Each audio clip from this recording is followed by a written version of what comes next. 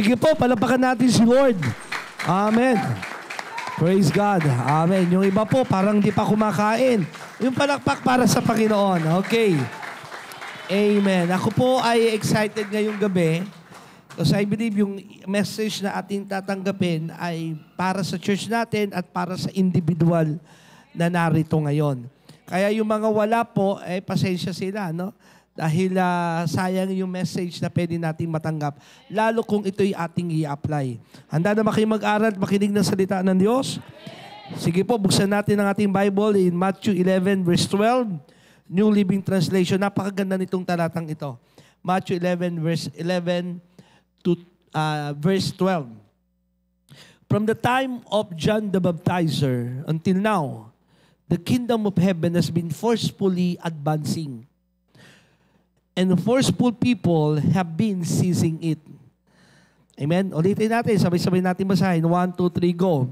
From the time of John the Baptizer until now, the kingdom of heaven has been forcefully advancing, and forceful people have been seizing it. Ito po message na ito binigay ni Lord sa akin, na ibaba ko po sa Manila, but I want to release it also to our mother church. So we're going to talk about advance. Amen. Sabay-sabay nga natin sabihin advance. Amen. Hindi po advance happy birthday, hindi po advance na bale, advancement na gagawin ng Diyos sa atin. Tayo lahat tayo mo ko, manalangin tayo. Panginoon, as we listen to your word, hayaan mo, Panginoon, mangusap ka sa bawat isa. Ganon din yung impact sa kabuuan ng Jesus the Gospel Mother Church of God ay makita namin yung direksyon na patuloy mong ginagawa sa amin. Ma-excite kami because I believe, oh God, naniniwala po ako, naniniwala kami, Panginoon, na may maganda kang plano sa bawat isa sa amin maging sa iglesyang ito. Maraming salamat, oh Diyos, sa gagawin mo ngayong gabing ito. In Jesus' mighty name. And everybody say, Amen and Amen. Sige po, tayo lahat ay makakaupo. Praise God. Pag sinabi pong advance, ibig sabihin means ay increase. Okay? Pag sinabing advance means increase. Pag sinabing advance, move forward. Di ba? Pag nag-advance ka, you move forward. Pag sinabing advance, to make progress. Advance means development. Advance means improvement. And that is, pag sinabing you advance, to get a leading position. And I believe, ito po yung gustong gawin ng Diyos sa ating lahat. Ang Diyos natin ay Diyos ng pag-upgrade. Ang Diyos natin ay Diyos ng pag-advance. Ang Diyos natin ay Diyos na laging pataas, hindi po pababa. Amen. Balikan natin yung ating talata kanina, Matthew 11 verse 12. Sinabi ito mismo ng ating Panginoong Yesus. From the time of John the Baptizer until now, mula sa panahon ni Juan Bautista, hanggang ngayon, sabi ng Panginoong Yesus, the kingdom of heaven, sabi nga natin sabihin, the kingdom of heaven, has been forcefully advancing, and forceful people have been seizing it. Dalawang bagay po yung tinutukoy dito ng ating Panginoong Hesus na dapat natin makita. Number one, pakipindot, the kingdom of heaven has been forcefully advancing. Ay grabe. Mula sa panahon ng ating ni John the Baptizer, ni John the Baptist, ang kaharian ng langit, no, which is yung kalooban ng Diyos. Alam natin, pag sinabi ang kaharian ng langit, hindi po ito building. Hindi po ito isang organisasyon. Ang kingdom ng langit, ang kaharian ng langit, ibig sabihin po nito, yung kanyang kalooban sa langit ay mangyari dito sa lupa. At na-establish na ito, balikan ko lang yung mga bagay na narinig nyo na rin ito before. At yung kaharian ng langit ay nasa atin. That the kingdom of God is in you. Amen. At yung kaharian ng langit na yon, which is the church.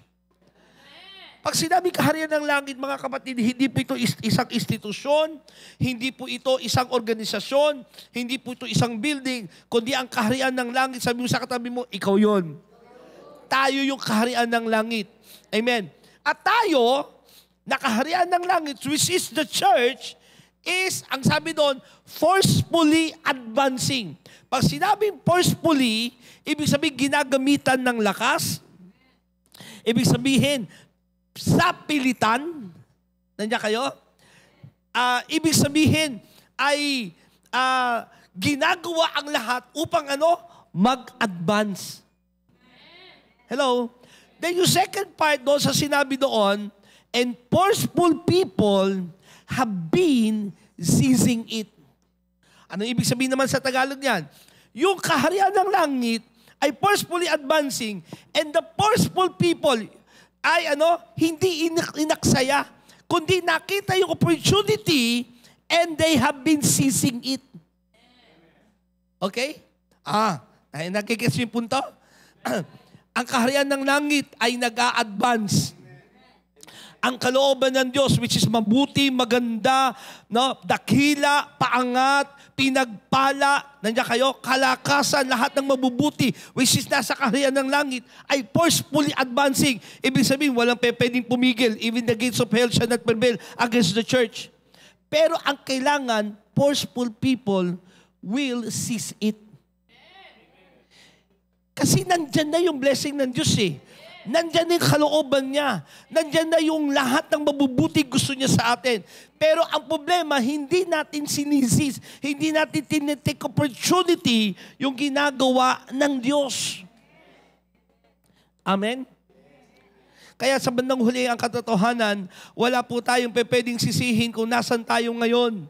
Wala tayong pwedeng sisihin kung bakit kung hindi natin narating yung gusto at dakilang plano ng Diyos sa atin. Kasi the kingdom of God has been forcefully advancing. Pero ang kailangan, forceful people will take it. Huwag sayangin. Kung ano sabi doon, seize it. So that the church is advancing. Sabi nga natin the church is advancing. Mula nang isinilang ang church, the day of Pentecost, pakipindot, sige, pakipindot po. Mula na isinilang ito doon sa upper room, bumaba ang banal na Espiritu, that's the birthday ng church, na ipanganak ang church, na isilang ang church. Bumaba ang isang dila apoy sa ulunan ng mga naroon ng 120 people at silang lahat ay nangapuspos ng Santong Espiritu, at dumating sa kanilang matinding courage. Mula noon, hanggang ngayon, kung titingnan natin, ang layo na ng advancement ng church. Tama ba? Mula noon, panahon pa lang ni John the Baptizer, nagsimula na, ang kaharian ng langit ay nag-a-advance. At ulitin ko, ang kaharian ng langit ay hindi institusyon, hindi building, hindi ito kung sino man, kundi church ang kaharian ng langit. Tayo yon. At ang church, which is the plano ng Diyos, ay talagang mag-advance. Pero kailangan, we have to seize it. Kailangan wag nating sayangin yung opportunity. Kasi from the beginning pa lamang nakapanganakan ng church hanggang ngayon, makikita naman talaga nating nag-a-advance ang church. Hindi po pababa ang church. Hindi po ito papunta sa kahinaan. Hindi po ito papunta sa kawalan. Kundi pangat ang ginagawa ng Diyos. At lagi ko po sinasabi sa inyo, we are living in the most exciting time in the history of the church. Ay grabe. Sabi sa katabi mo, ay grabe. Anong sabi doon? And forceful people, anong sabi doon? They seize it. Kaya, JTG Church, sa ating lahat na narito, at sasabihin ko rin po ito sa lahat ng kapastoran ng JTG, we have to seize the opportunity na ginagawa ng Diyos sa atin. Payag ba kayo? Sabi mo sa katabi mo, it's time for us to advance. Ulitin mo, sabi mo hawakan mo yung balikat ng katabi mo, sabi mo, it's time for us to advance. Amen? Because I believe, listen to me, pag sinabing the church is advancing, hindi po ibig sabihin itong building na ito mag-a-advance. Hindi po tulad ng ibang building na matutulis, na parang lilipad isang araw. Nandiyan kayo? Wala kang pinaparinggan yung INC. Okay.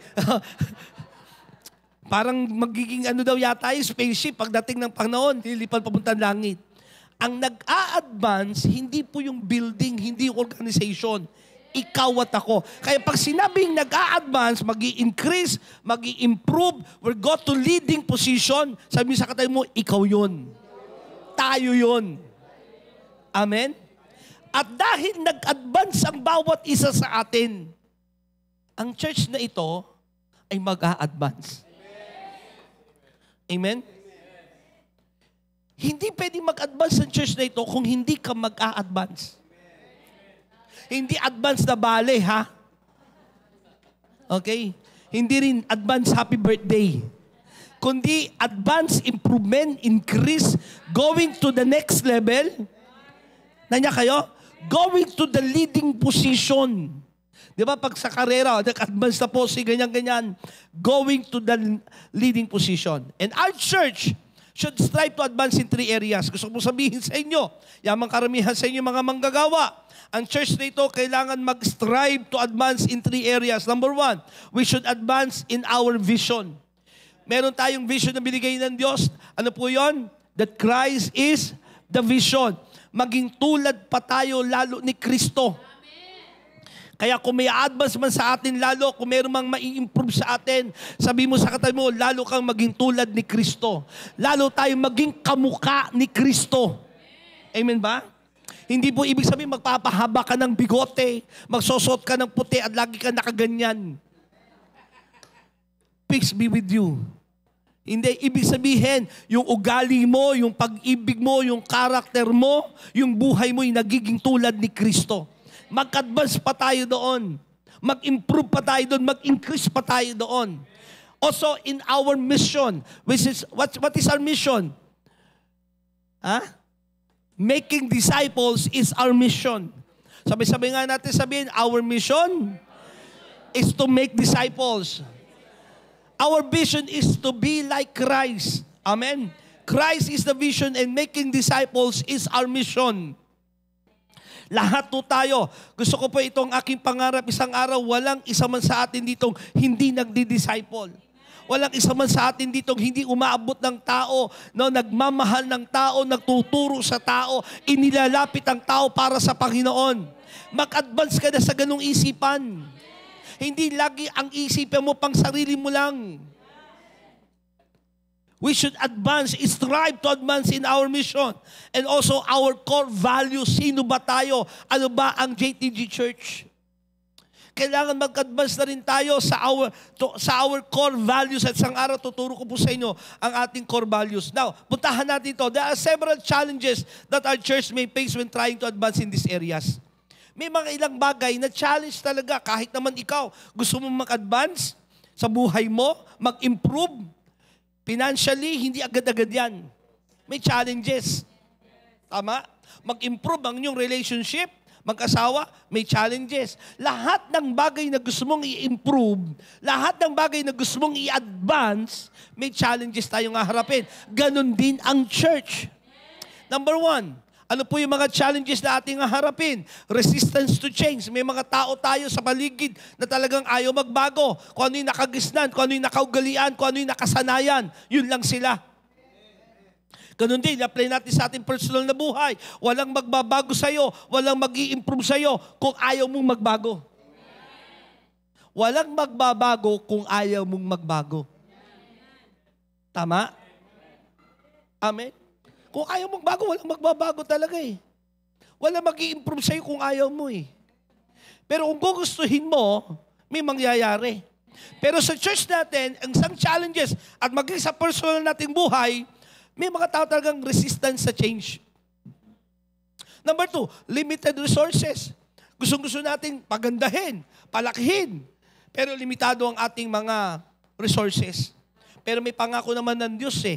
Tama? Isusupply niyang lahat ng ating pangangailangan. Pag may vision, may provision. Sabi sa katabi mo, pag may vision, may provision. So, hindi, yung challenge yan, totoo, may challenge. Yan nga lang, tigpa 5,000, ilang bilog yan? 100 na bilog? O, ilan pa lang yung ating no? So, may challenge kasi limited yung resources natin. Hindi tayo simbahang katulad ng mayayamang simbahan. Isang offering lang, milyon na. Pero sabi sa katabi mo, kaya natin. Kasi yung Diyos nila, Diyos din naman natin eh. Amen. Ang mahalaga, una, tayo ang mag-improve. Sabi sa katabi mo, pag nag-improve ka, pag nag-advance ka, mag-advance ang church. Yan ang lagi ko paniniwala. Mula ako yung naging pastor, ang paniniwala ko, ang susi talaga ng paglago at breakthrough ng church ay wala sa labas kundi nasa loob. Kaya nga dinideclare ko, we are not waiting for millionaires to come. We are raising up millionaires. Amen? At sabi mo sa katabi mo, isa ka doon. Ha? Parang ayaw niyo maniwala. Sabi mo sa katabi mo, isa ako doon. Amen? Kasi pag tayong lahat hindi tayo nag-resist sa change sa ginagawa ng Diyos at di natin tinignan yung limited resources na meron tayo, ay grabe. Grabe kayang gawin ng Diyos sa atin. Ano ba ang challenge is maintaining a balance. Sometimes we are focused only in some areas of our lives at napapabayaan natin yung ibang area ng ating buhay. Excited ka sa isang area, hindi mo naman magawa yung isang area. Tama? So we have to maintain the balance of the church. We have to balance the vision, the mission, the goals, the family. Tama? Our career. Marami sa inyo may mga career na ginagawa. O iba, kinakareer, yung gusto nilang career. Tama? So we have to maintain the balance. And then, number 4, adapting to cultural change and overcoming negative people. Diba, may mga tao talagang magsisimula ka pa lang magbago, negative na sila sa'yo agad. At pag sila tinignan natin, nandiyan kayo, madidismaya ka. At yung cultural changes nangyayari, so we have to adapt also. Yung pagbabago na nangyari sa ating kapaligiran. Iba na ang approach ngayon sa mga kabataan kaysa noon.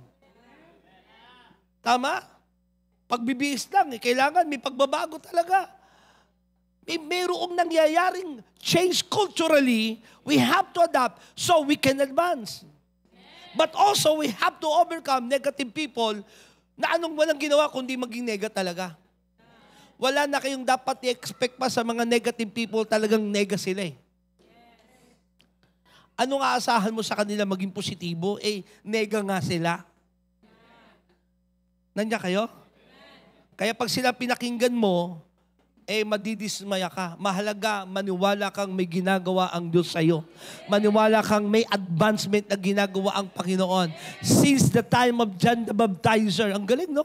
Noon pa man. Kaya walang ipinangaral ng Panginoong Yesus, the kingdom of God is at hand. Ito na, narito na kaharian ng langit. At nag-a-advance. Hindi tumigil yun. Hanggang sa ating panahon. Pero kailangan forceful people should, seize it. Kailangan makita natin. Tayo yung yung people of God eh. Pero kailangan maging forceful tayo. Pilitin din natin. Gamitan natin ito ng persa. Kasi meron talaga mga negative people, may mga challenges tayong haharapin. Pero sabi mo sa katabi mo, pilitin mo lang. I-push mo pa. Kasi may advancement gagawin si Lord. Naniniwala ba kayo mga kapatid na ayaw ng Diyos na natin lang tayo sa dati nating kalagayan? May mas magandang trabaho si Lord sa'yo. May mas magandang bahay para sa'yo si Lord. Hello? May mas mataas na kalagayan si Lord sa'yo. Amen ba? Parang ayaw niyong maniwala. Kasi kung hindi mababago yung isipan mo sa ganung bagay, nandiyan kayo? Hindi ka mag-a-advance. Isang lalaki sa Bible na I know, advance mag-isip. No? At siya si Pablo, Apostle Paul. One of the apostle na advance ang kanyang isipan. Sabi sa katabi mo, advance ka rin dapat mag-isip. Yung naging dati yan sumikat yung salitang advance mag-isip no? Diba? Buong Taguig yata gusto niya gawing plantation ng ng marijuana. Sabi niya, advance ako mag-isip Ito, si Pablo ay isang advance mag-isip. Basahin natin yung mga pinagdaanan niya na kung saan, nung sinusulat niya ito, hindi maganda ang kanyang kalagayan. Hindi maganda yung kanyang posisyon. Nasa kulungan siya. Pero sinabi niya ang mga salitang ito. Philippians chapter 3, verse 12 to verse 14. Kuha tayo rito ng ilang mga hugot na pwede natin magamit sa pag-advance. Sabi ng verse 12, I don't mean to say that I have already achieved this thing so that I have already reached perfection. But I press on to possess that perfection for which Christ Jesus first possessed me. Ano sabi rito ni Pablo? Hindi sa ipinapalagay kong ako'y ganap na. Di ba? Hindi sa ako'y nagsasabing narating ko na yung pagiging ganap. Okay? So anong punto niya rito? Apostle Paul, number 1, recognizing his imperfection. So tayo rin, we have to recognize our imperfection. Bakit? Napakahalaga nito sa pag-a-advance. Pag hindi mo nakita yung kakulangan mo, hindi ka magnanasang magbago. Nandiyan kayo? Pag di mo nakikita yung kahinaan mo o yung area na kailangan kang mag-advance, hindi mo hahangarin ang mag-advance. Ha? Amen ba? Si Pablo sabi niya, I know, hindi sa narating ko na yung pagiging ganap. Alam ko yung sarili ko, hindi pa ako ganap. Pero sabi niya, I press on, pinipilit kong maging ganap. Marating ko yung gusto ni Kristo sa akin. Una, recognize kung nasan ka ngayon. Hindi ka mag-aangad na lumago pa financially ang buhay mo kung di mo alam na yan pala yung financial na kalagayan mo. Hello? Kung di mo nakikita yung kalagayan yung mag-asawa, hindi mo nakikita yung kalagayan mong pamilya, yung imperfection na meron sa inyo, hindi para madismaya ka sa iyong kalagayan, kundi alam mo kung saan ka magsisimula. Dahil walang revival at restoration kung hindi mo muna makikita kung saan ka dapat ma-revive. Tanong mo yung katabi mo, saan ka pa dapat ma-revive? Saan ka pa dapat ma-improve? Nandiyan kayo? Ako po for the past, the whole August, 10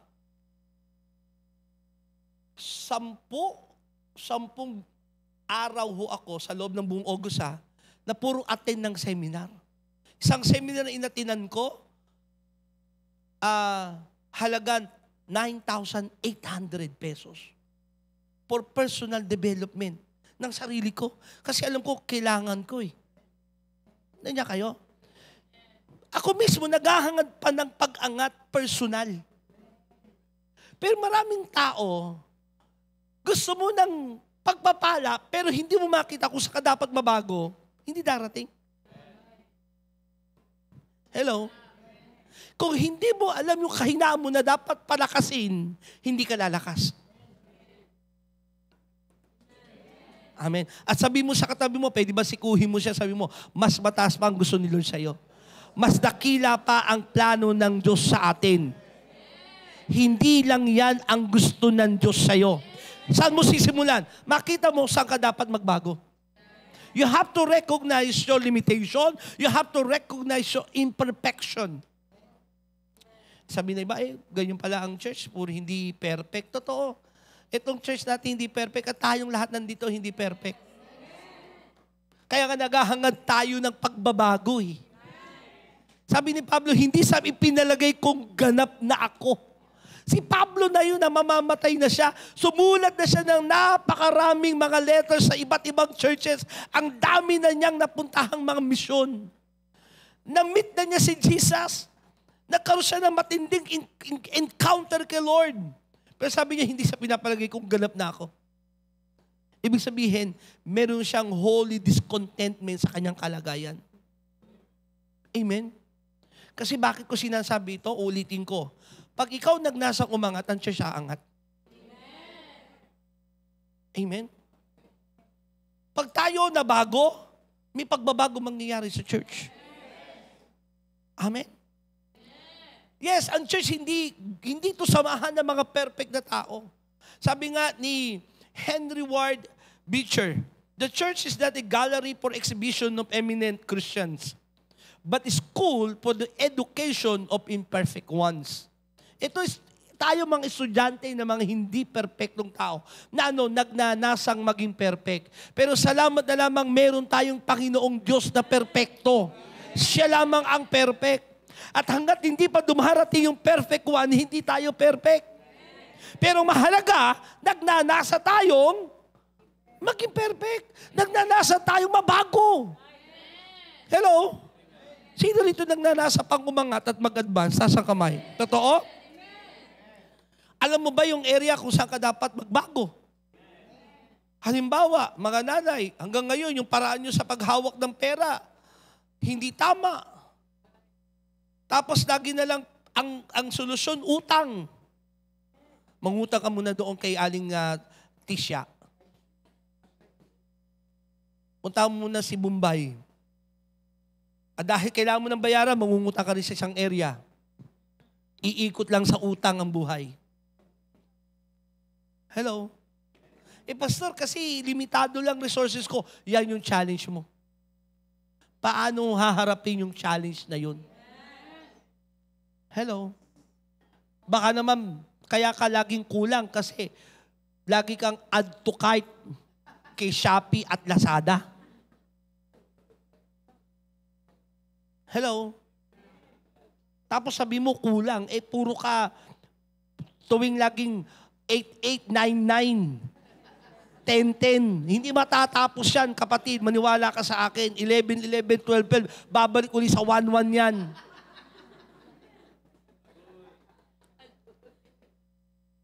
Paano ka mag-a-advance? Kaya nangyari, advance utang.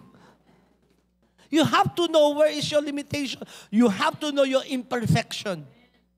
You have to know where to start kung saan ka dapat mag-advance. Amen? Ano yung weakness mo na kailangan mong makita, kailangan maging kalakasan ko na ito ngayon. Amen? Philippians chapter 3 verse 12. Sa pagpapatuloy ng basa, I don't mean to say that I have already achieved these things or that I have already reached perfection. Di sa narating ko na yon. But, ang sabi niya, I press on. Sabi nga natin sabihin, I press on.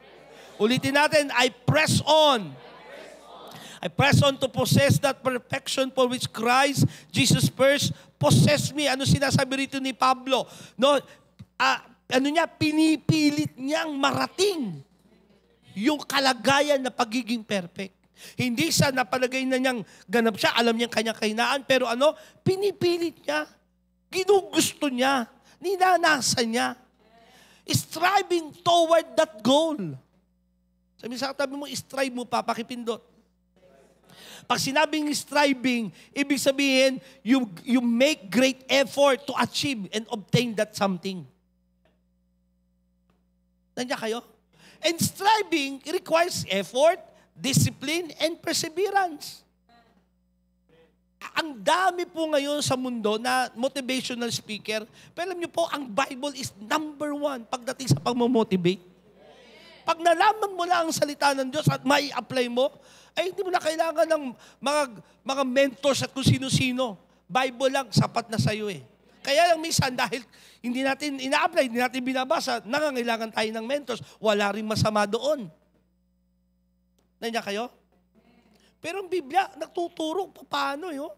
Sabi ni Pablo, hindi sana ipalagay kong ganap na ako, pero pinipilit ko. So hindi siya kontento kung nasan siya. Kailangan mag-advance pa tayo. Estudyante, wag lang kayong masaya na, ay, pumasa ako kahit na palakol. Iba tuwan-tuwa, ay, salamat, pandemic. Kung di nag-pandemic, di ako graduate.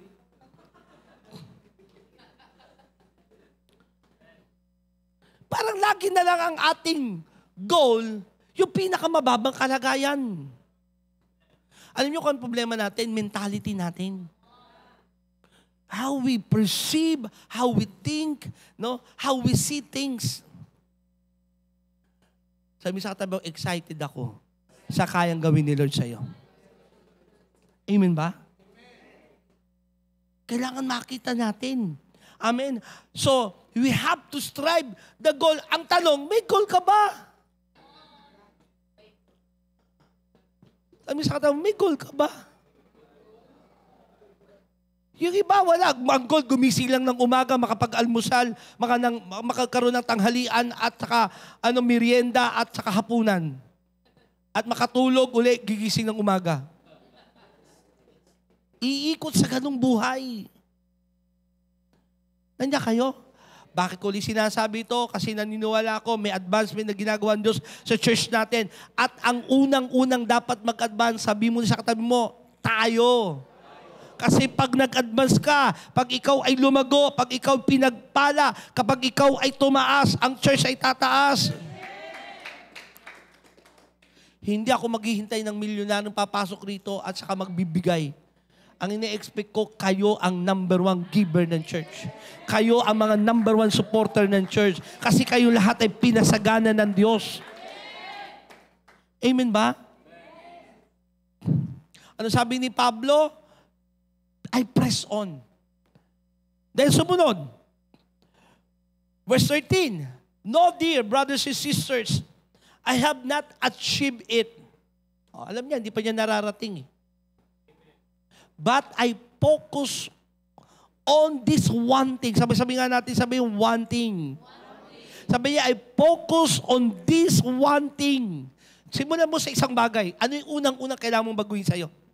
To advance. Ano, kahit isa lang. Huwag ka na magbanggit ng 10. Isa lang.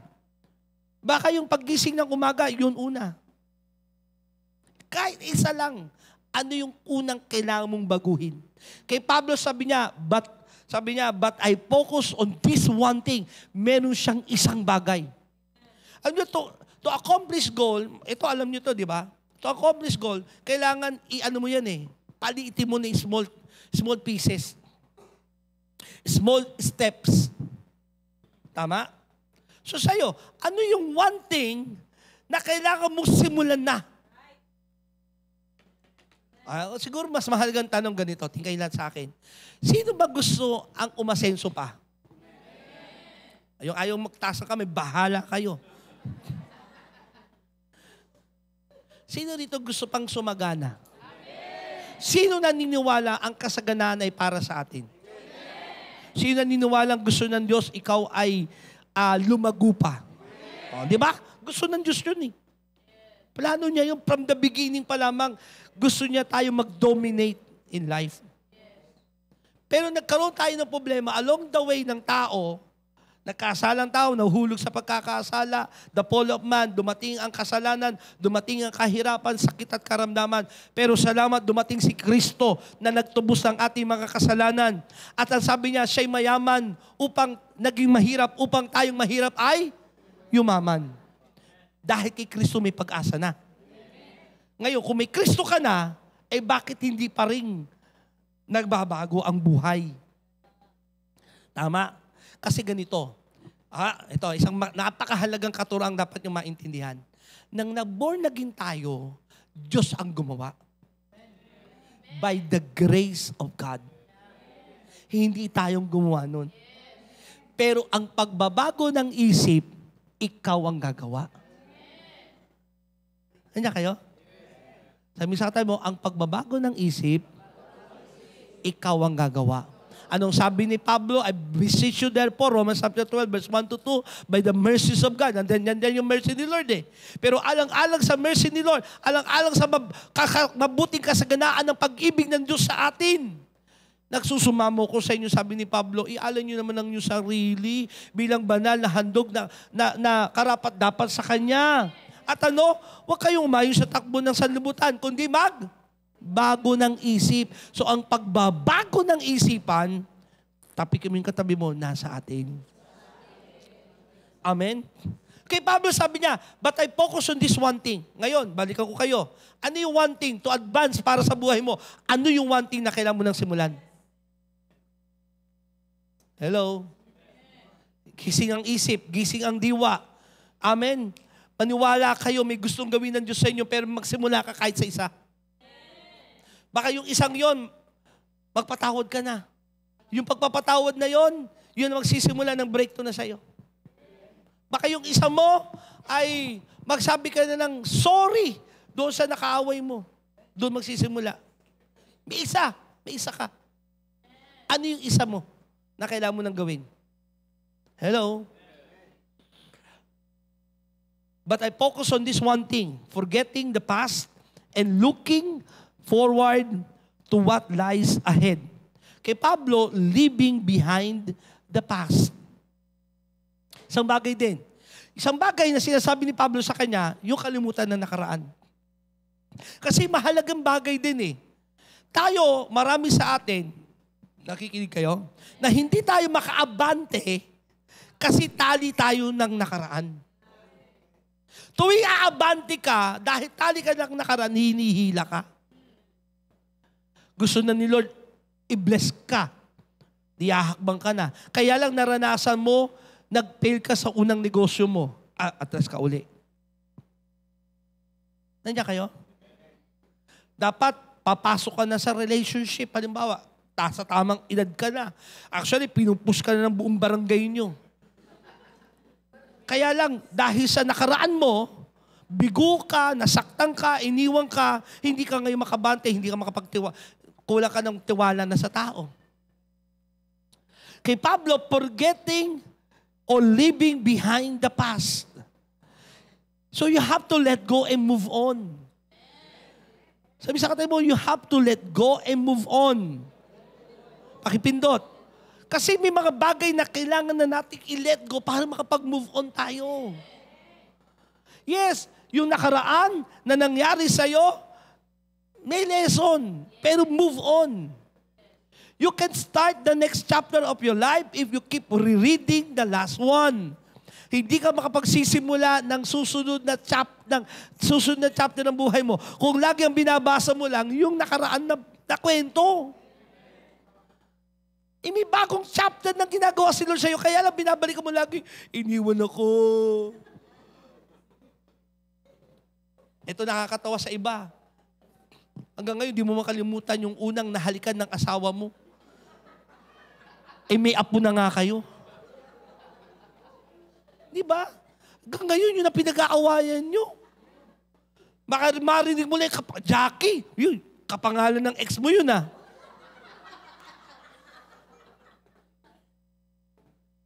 Hanggang ngayon, yun yung isip mo. Doon sa bagay na nakaraan, hindi tuloy kayo makapag-move on. Hello?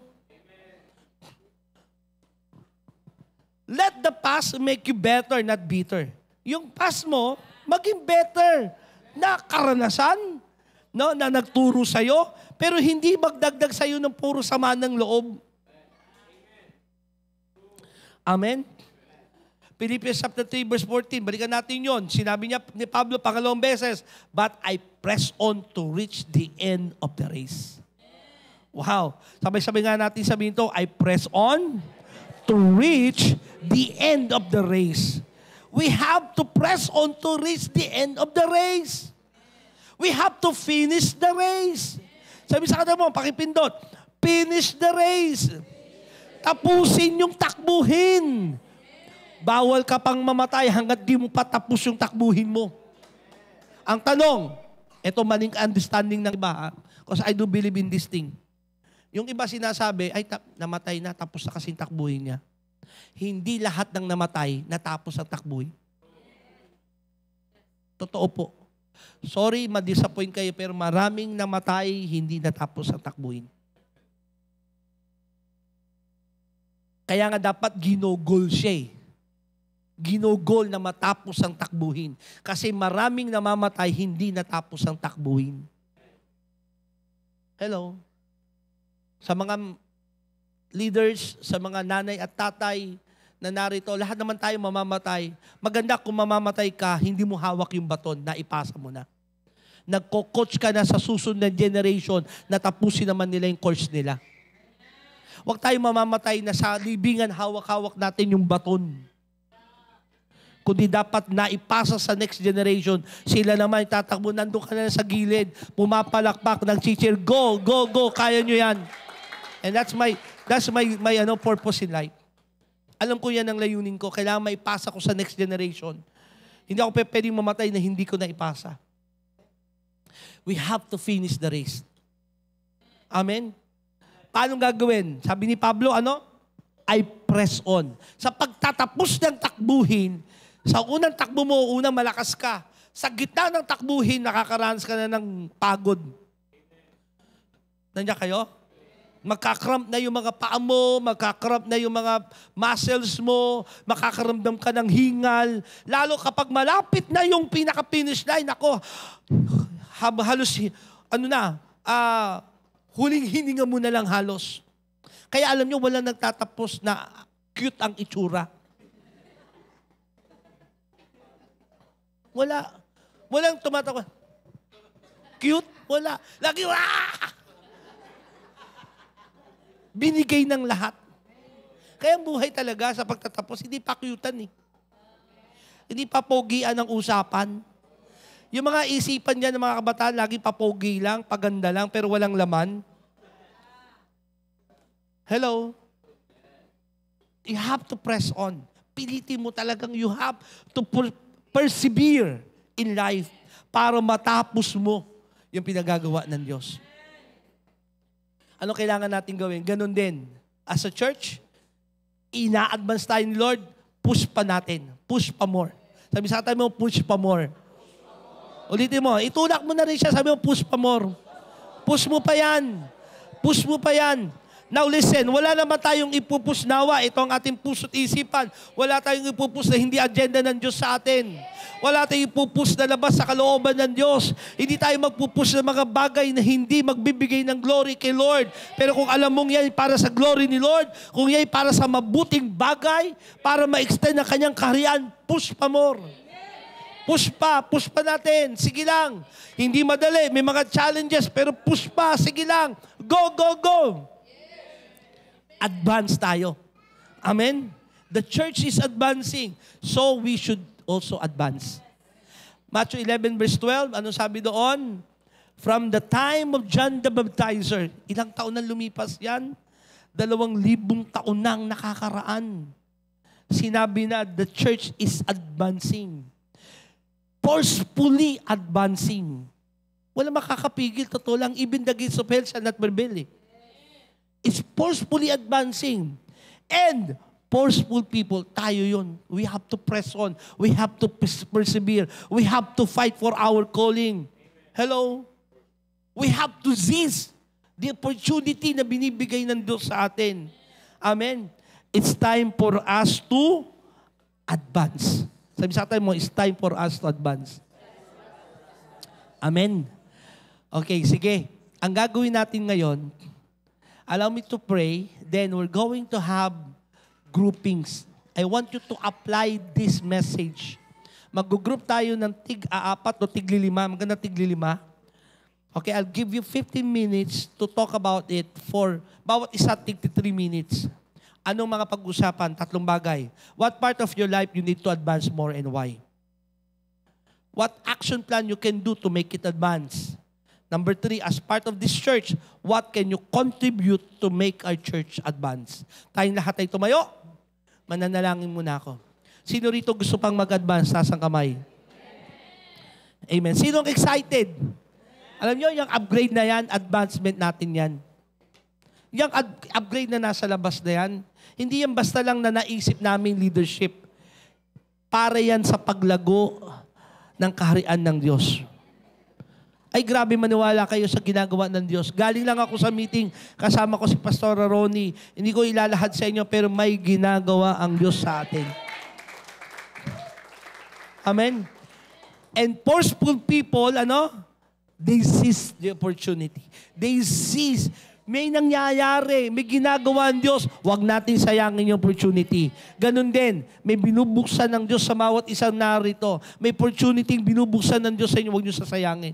Kundi take the opportunity and advance. Amen? Let's pray. Heavenly Father, Lord, we thank you for this time and opportunity. Na once again, Lord, narinig namin ang iyong mga salita. Hayaan mo, Panginoon, ang puso namin na narito, Panginoon, na tinuturuan mo magkaroon din ng pusong handang tumanggap at matuto.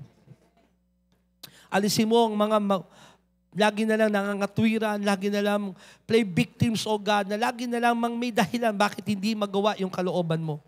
Kundi kami yung mga taong forceful, O God, that we will seize the opportunity na ginagawa mo. Salamat po, Ama. Panginoon, I pray, start from the leadership down to all the members, even to the kids, O God. may gawin kang dakilang bagay sa bawat isa sa amin. Na kami mismo magugulat sa dakilang bagay na gagawin mo. Salamat po sa iyong pinakamataas na papuri at karangalan. In Jesus' mighty name. And everybody say, Amen and Amen. Okay, group up to 5.